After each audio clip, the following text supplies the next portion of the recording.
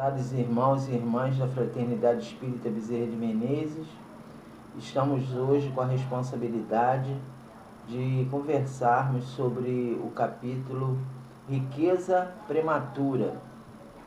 Então, nós vamos ler o capítulo e em seguida faremos o comentário. É do livro Calma de Emmanuel.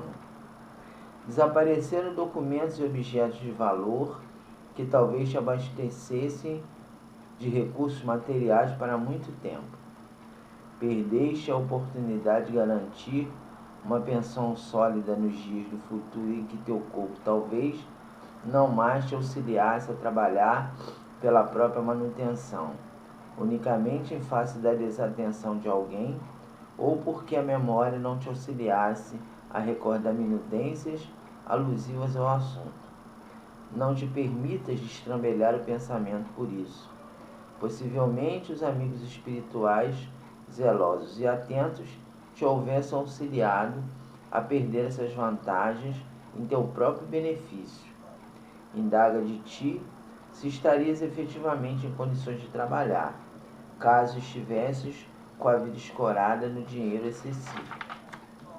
Medita na atuação dos parentes, aos quais talvez o excesso de recursos financeiros afastasse da obrigação de servir, com a agravante de induzi-los aos perigos da ociosidade dourada. Recorda aqueles a quem a despreparação para conservar o dinheiro e administrá-lo situou em ruinosa segregação ante o medo de perder a suposta superioridade em que passariam a viver. Pensa nos avanços indébitos da inveja e do despeito sobre os teus dias, por parte daqueles que ainda não aprenderam a respeitar a vida dos semelhantes, caso mantivesses a fortuna fora da circulação e do trabalho, sem utilidade para ninguém. Lembra as discórdias e demandas de testamentos e inventários promovidos por teus próprios descendentes, na hipótese da tua morte, inesperada, ante os bens materiais que porventura deixasseis sem justa e proveitosa destinação. Aceita a vida laboriosa que Deus te concedeu, reconhecendo que a fortuna estará em tuas mãos quando souberes dirigi-la sem permitir que ela te escravize. Então, feita a leitura da página, vamos retornar aqui ao comentário, a riqueza prematura. Ainda existe na nossa sociedade aquela ideia de que você, para ajudar o próximo, ou para que você possa ser feliz, é necessário que você tenha dinheiro. Às vezes nem é muito dinheiro, é o dinheiro suficiente. E aí muitas vezes, quando nós não temos essa oportunidade, nós nos deparamos com aquelas pessoas que ficam reclamando da vida, né? A gente sabe que realmente a nossa vida material é muito difícil, nós vivemos num mundo de provas e expiações, nós temos ainda no nosso país, principalmente, a desigualdade social profunda e isso nos incomoda. E logicamente também que nós não estamos aqui configurando que a pessoa que é espírita não pode batalhar para ter uma vida mais confortável, uma vida mais saudável. O que o Emmanuel, os amigos espirituais, estão nos apontando é em relação ao equilíbrio que precisamos. E que quando nós não temos essa possibilidade, que nós não reclamemos, que nós entendamos que é uma situação transitória, necessária para a nossa evolução. Então vamos ver aqui. Desapareceram documentos e objetos de valor que talvez te abastecessem de recursos materiais para muito tempo. Então, às vezes, realmente, na nossa vida material, a gente perde algumas oportunidades que nós consideramos que vão nos dar recursos financeiros melhores. Às vezes é um emprego que você deixa de ter, né? Você deixa de lado, você não consegue. Às vezes é um concurso que você faz e que não passa para o concurso, né? Então, vou tentar dar um exemplo para que nós possamos configurar aqui com o texto. Nós temos um amigo nosso que o sonho dele era ser policial. E diversas vezes ele fez prova para a polícia e não conseguiu passar.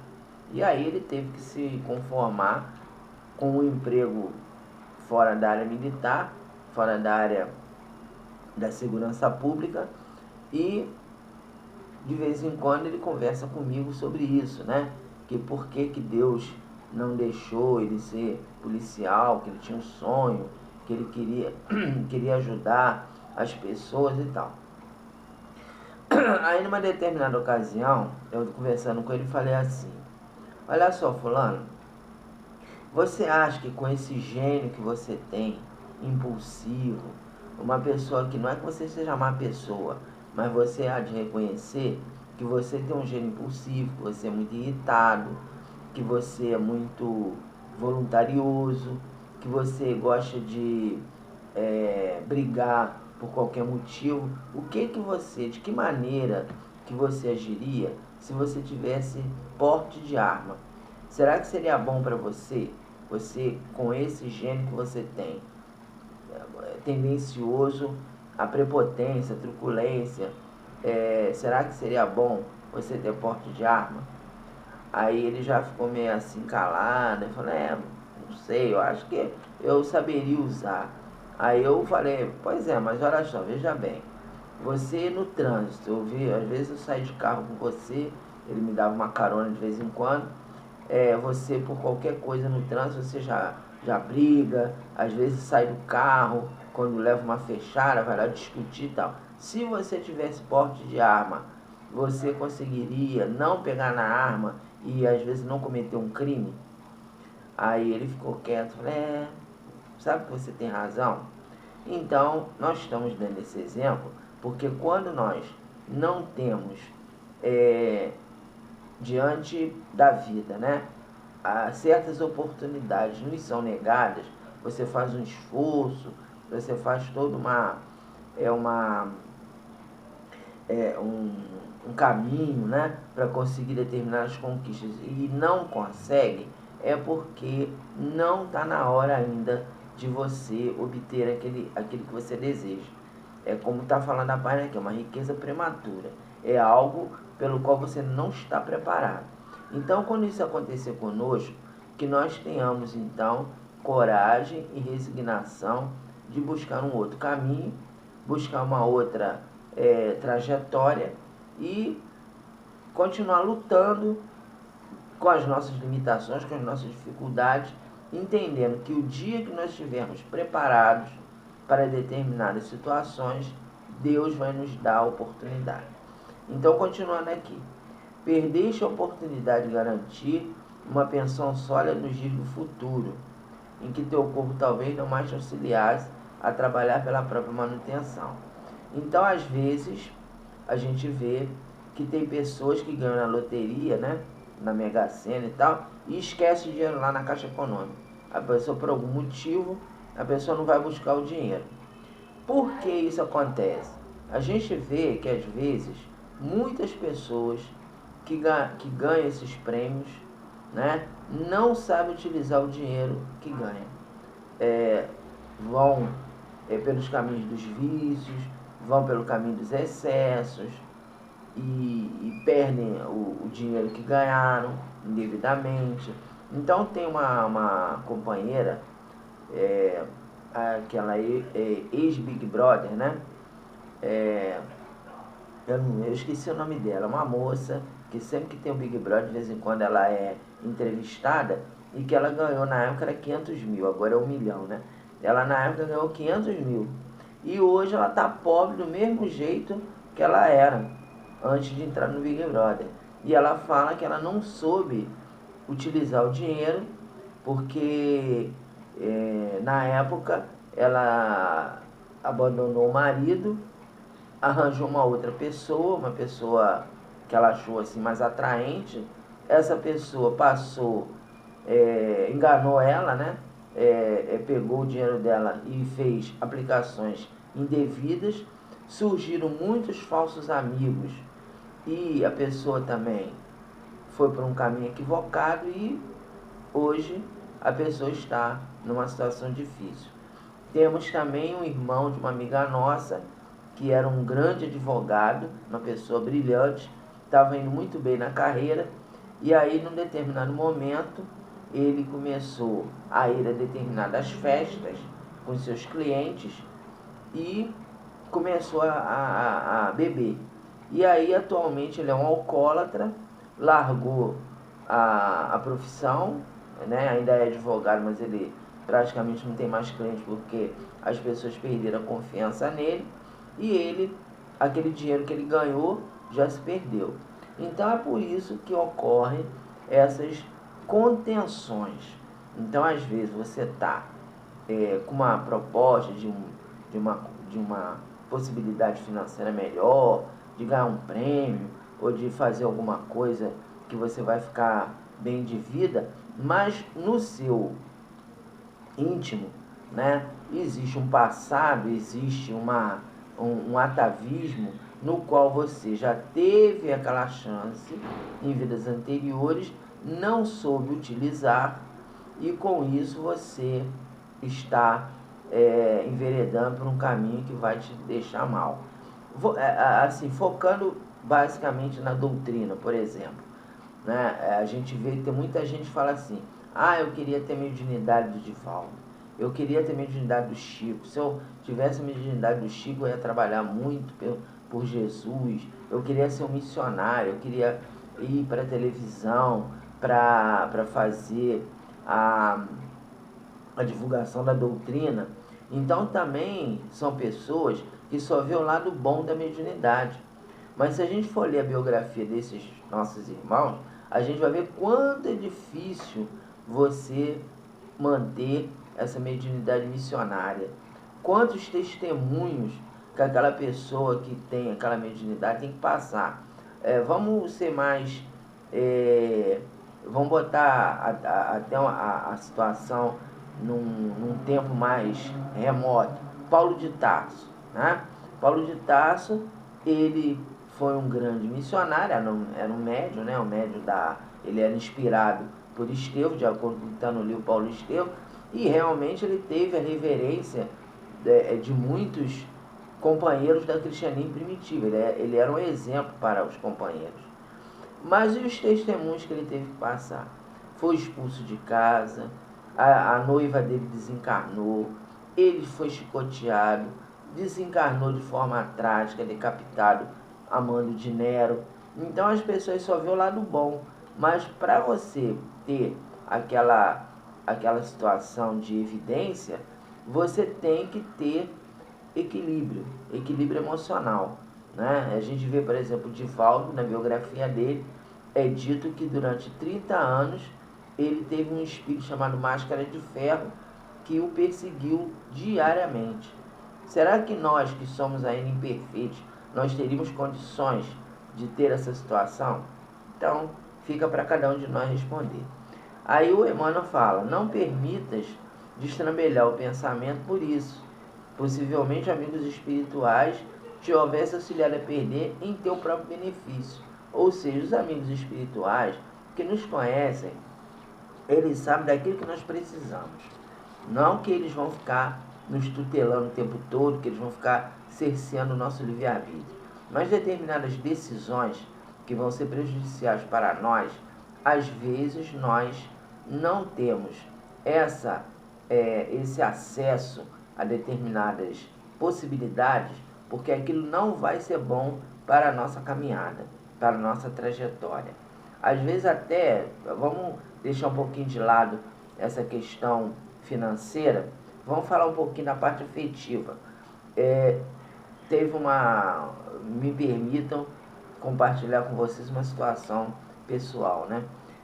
Houve um momento em que eu estava muito envolvido com uma moça, que eu, na época, estava antes de me casar, né? Eu não conhecia a Lucia ainda, e eu me envolvi com uma moça espírita, que estava tudo certinho assim, que ia dar certo.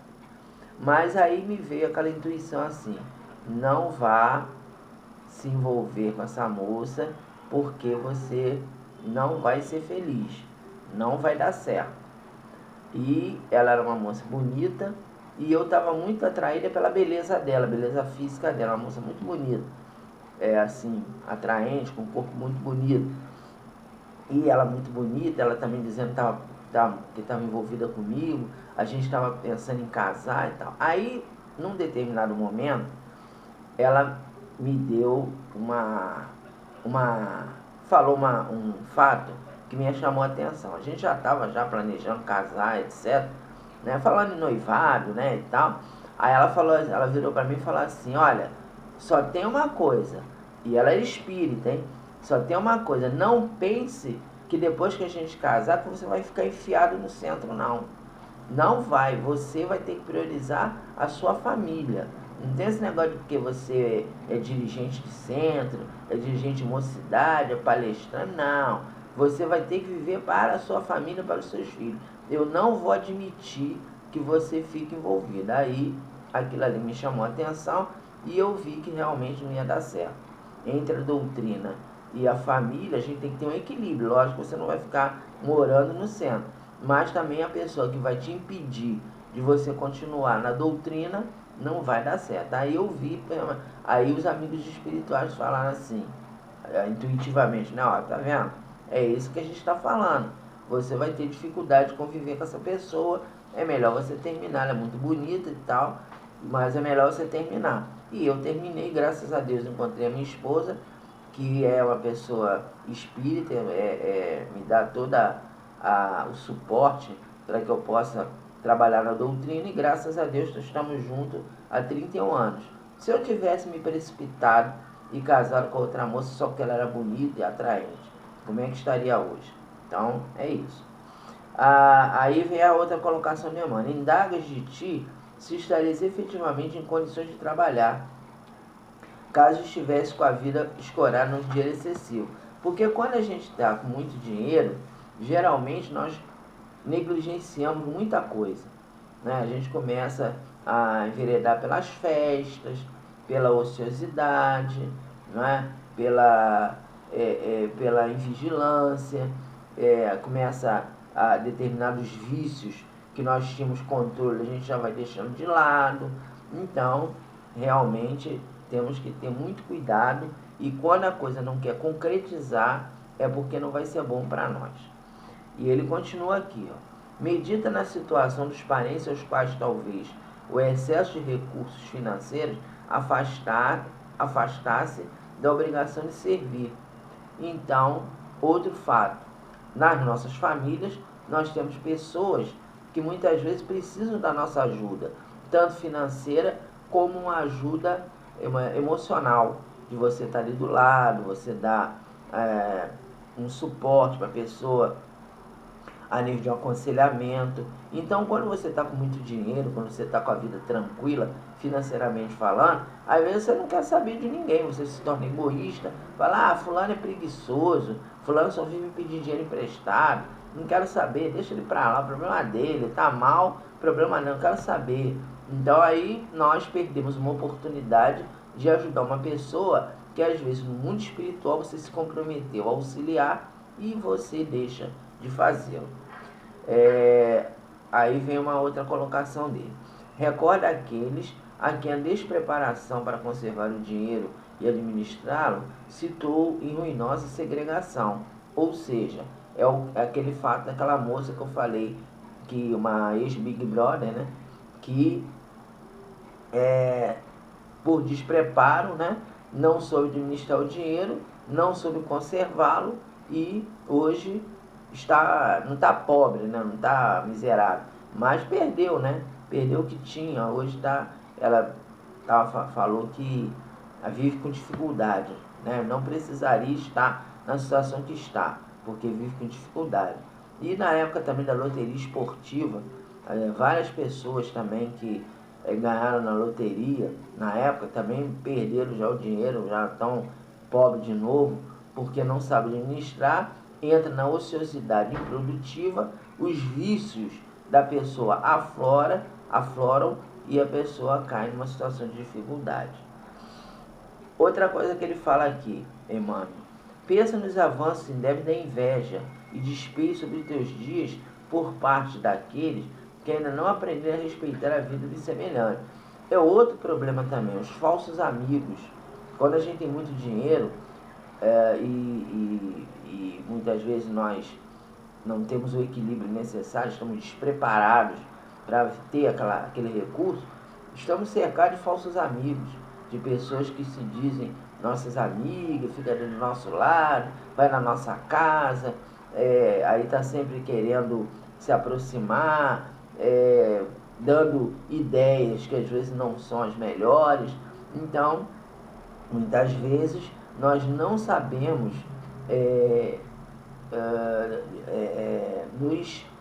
nos afastarmos, não conseguimos nos afastarmos dessas pessoas, né? Então, a gente vê também essa questão da fama, né?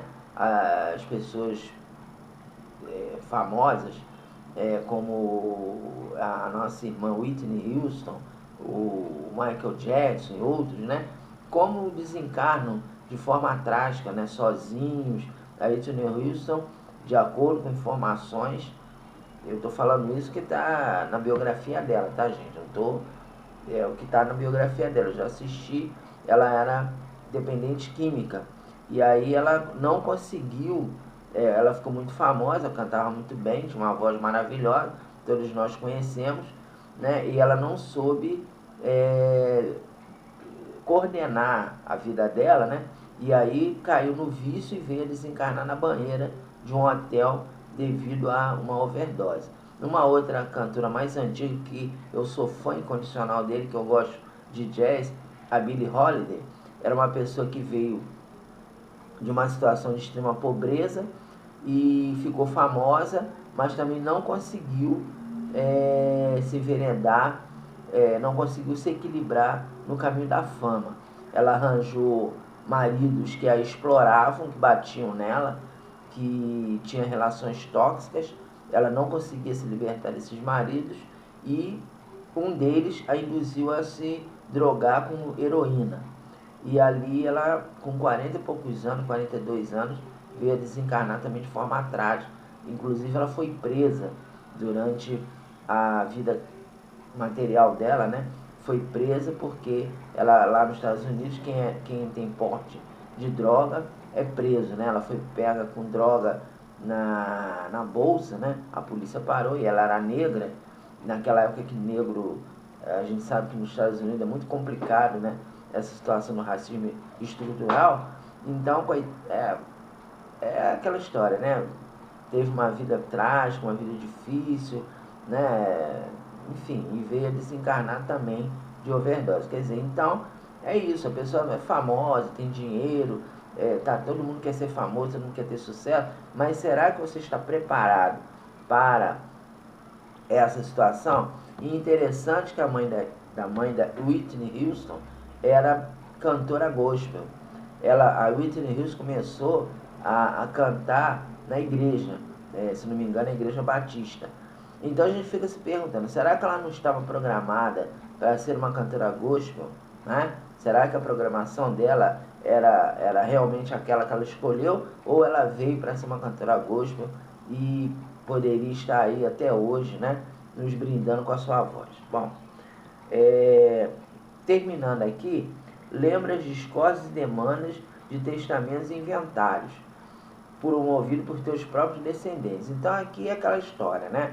Você tem muito dinheiro, quando você desencarna, os teus parentes muitas vezes ficam anos e anos brigando por causa da herança, né? É aquela situação de muita briga, de muita discórdia, e às vezes até a pessoa que está desencarnada dito palavras indecorosas a respeito da moral daquela pessoa. Então o espírito do indivíduo que está com essa situação fica muito difícil para ele, né? Fica uma situação muito difícil, o espírito não sossega, não equilibra, não consegue se desapegar naquela situação e realmente é complicado. Por isso que é melhor a gente se ater na vida que nós temos, né? Então, finalizando, ele fala: aceita a vida laboriosa que Deus te concedeu, reconhecendo que a fortuna estará em tuas mãos quando souberes dirigi-las. Ou seja, um dia todos nós vamos passar pela prova da riqueza.